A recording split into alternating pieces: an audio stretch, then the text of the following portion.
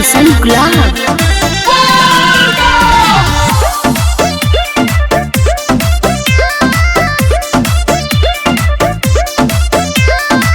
ए राजा बड़ी तरसैनी जी, देवघर के मेला ना घुमैनी जी।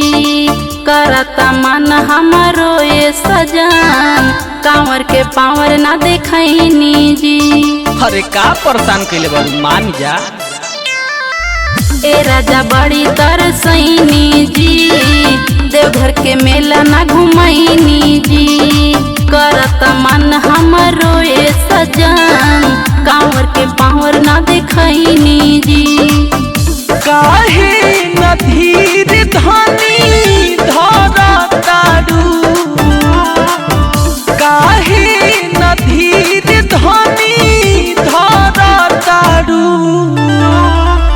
बहुते बा कठिन डगरिया हो, जाएला जीत झूठे करतारू। गड़े पड़ी सुइयो पहाड़िया हो, जाएला जीत झूठे करतारू। बोल बम बोल बम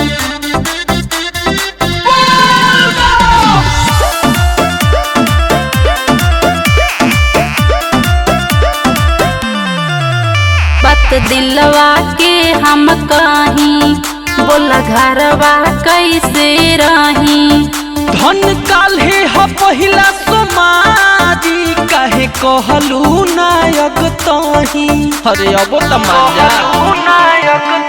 बात दिलवा के हम कहीं, बोला घरवा कैसे रही। ए धन काल्हे ह पहिला सोमारी, काहे कहलू नायक तही।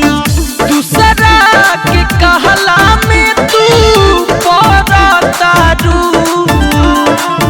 दूसरा के कहला में तू परतारू।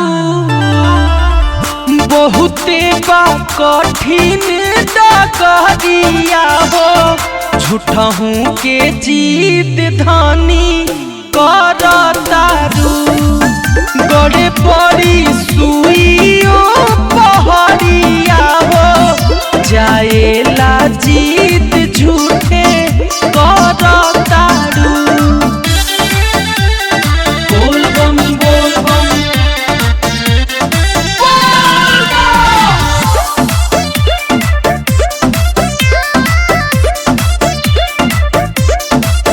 कविता बेरी बेरी परेली पैया, बात सुनिए संजय सैया।